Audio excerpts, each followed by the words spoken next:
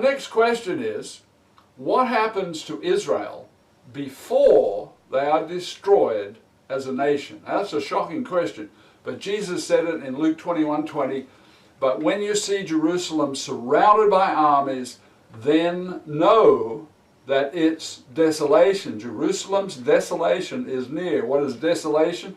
Old word, means to lay waste or to make desolate. So when you see the armies around Jerusalem, you can know for sure that it is about to have a battle where it's going to be laid waste and laid desolate. Verse 24, and they will fall by the edge of the sword. Who is they?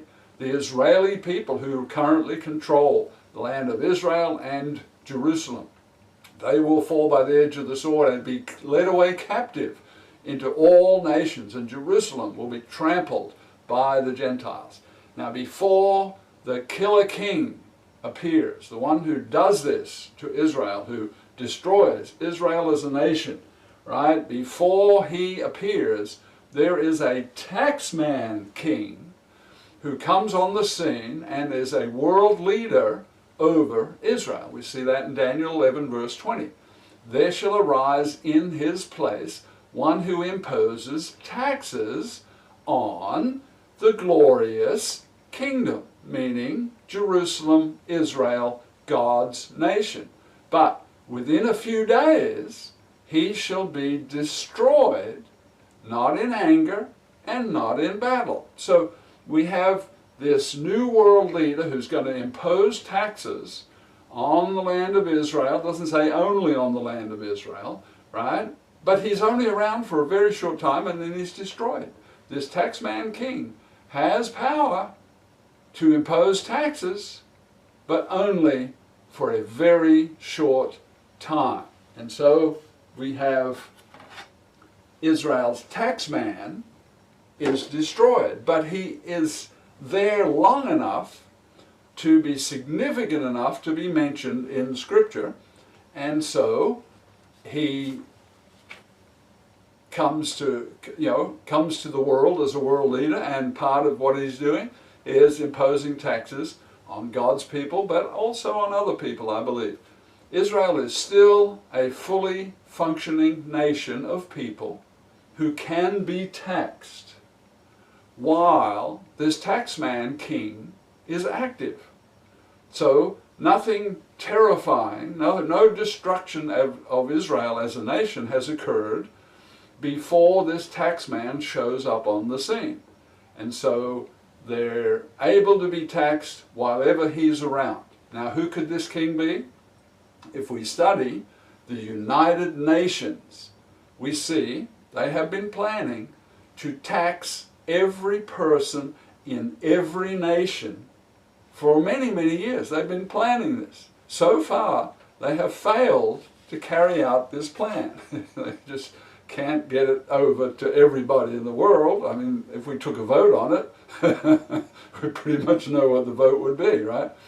Question: what world events would allow this taxman king, this world leader, to appear? What is the world stage like as he comes to power?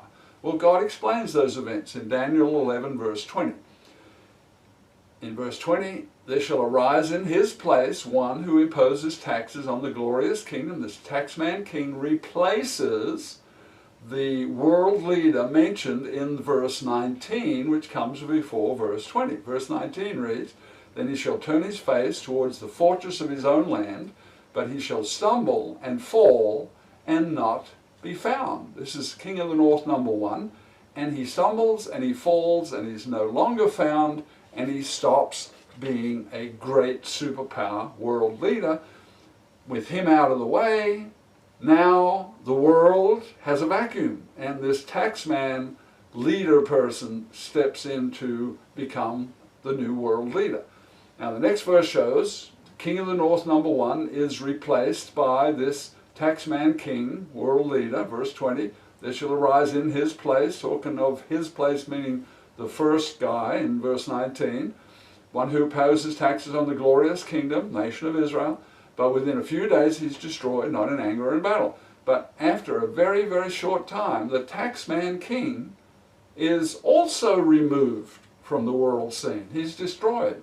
And the Israel killer king comes to world leadership power. That's verse 21. This is king number 3 of the north. In his place, talking of the tax man, shall arise a vile person. So we've had 3 kings, and the third king is described as a vile person, and he shall come in peaceably. He'll be a nice guy, and he shall seize the kingdom by intrigue.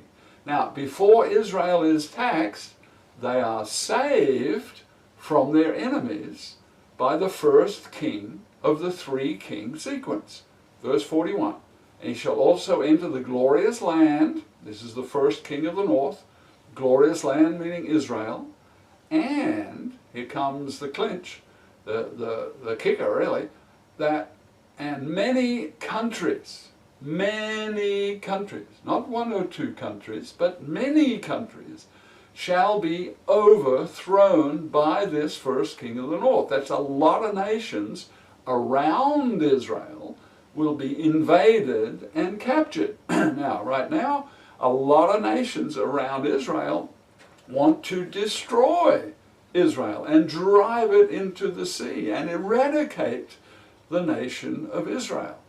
And this king shall enter the glorious land. It doesn't say he invades it. It doesn't say he captures it. It doesn't say he conquers it. It says he enters the glorious land Israel.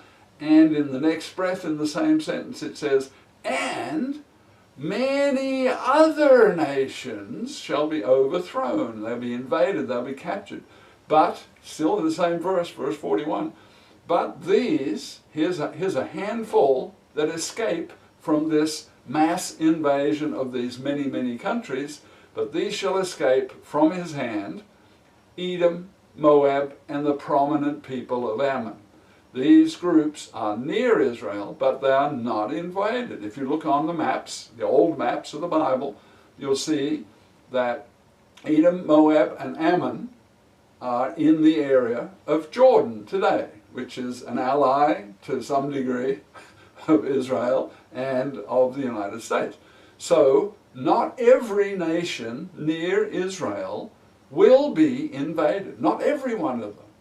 3, or at least the Jordanian government, escapes this invasion, but by these words, most of the rest of the enemies of Israel will be invaded and captured in a powerful, powerful way. Verse 42, he shall stretch out his hand against the countries, the many countries, and the land of Egypt shall not escape. So we heard the 3 areas that escape. Land of Egypt doesn't escape. Why does Egypt get mentioned? Well, because Egypt is the name of a nation in a location that has not changed since the earliest times of world history. It's been the same land called the same Egypt, right, for all these, thousands and thousands of years. Verse 43, and he, the king of the north, number 1, shall have power over the treasures of gold and of silver and of the precious things of Egypt. It's just not a friendly takeover. This is a we're in charge of all your wealth takeover. And it says also the Libyans, okay, the name Libya hasn't changed throughout thousands of years, and the Ethiopians, and that name hasn't changed in thousands of years. So here are 3 countries named, but there are many countries captured, right? So before the tax man appears, Israel sees many of its enemy nations invaded and captured by a very powerful world leader. This kind of makes Israel happy, although they will have been suffering, I think, before this actually takes place. This will be a World War III size event. Think of it. This is many, many nations in the Middle East are captured, are invaded, and are taken over, including their financial wealth. Is this likely to be one nation versus all these other Middle Eastern nations? Or is it likely to be a goodly number of nations around the world on one side, and these many nations on the other side, making it a World War III event. So Israel is saved from its enemies by King of the North number one. Then it is taxed by the next world leader, King of the North number two. Then it is destroyed by the next world leader, King of the North number three, the killer king. So Israel is going to experience horrific events. At the beginning, they'll be in trouble and they will be saved. They'll be protected. Then they're going to be taxed. We all love to be taxed, don't we? And then they're going to be destroyed as a nation. God points out that King of the North, number one, is Israel's protector. And Israel's killer king, God's pointing out that these two kings, the King of the North number one and King of the North number three, are only separated by a very short space of time.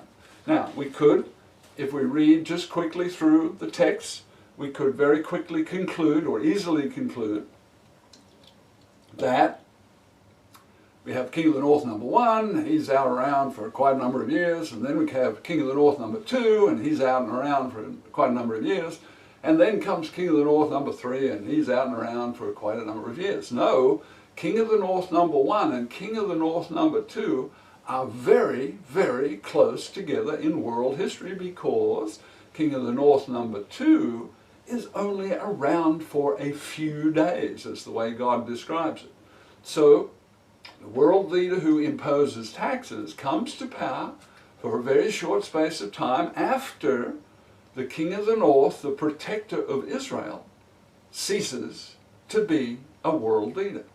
Now God tells us this in Daniel 11:43 through 45.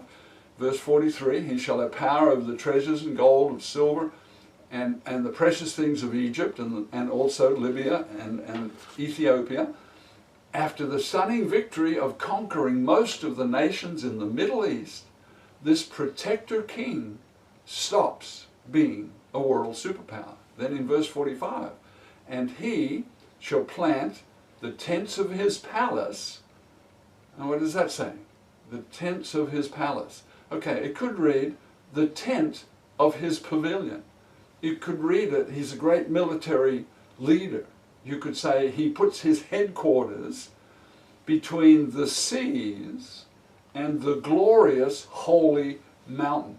This is obviously Mount Zion, where Jerusalem is, right? So he plants his tent of his pavilion in close proximity to the glorious holy mountain, Jerusalem.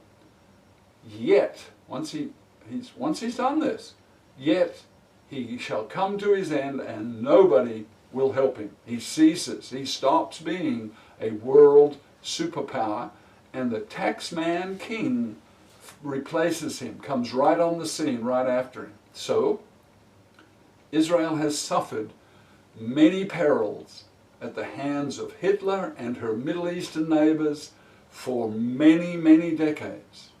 Soon, Israel will be protected by King number one, King of the North number one, then taxed by King of the North number two, and then destroyed and sent into prison camps by King of the North number three.